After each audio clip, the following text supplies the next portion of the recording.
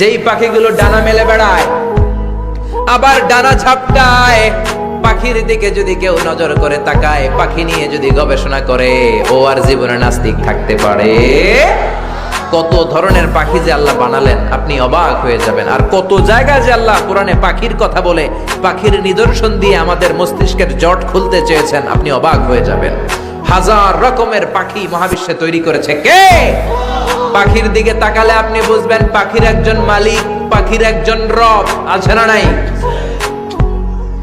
আলপিন Swift নামে আল্লাহ একটা পাখি বানিয়েছেন, সাউথ ইউরোপে পাওয়া যায়। এটাকে তারা বলে সুইফট বার্ড।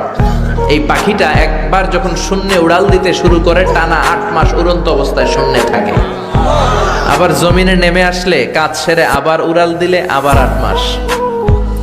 হামিং বার্ড নামে একটা পাখি আছে নর্থ আমেরিকাতে, নাম শুনে থাকবেন, পৃথিবীর সবচেয়ে ছোট্ট পাখি।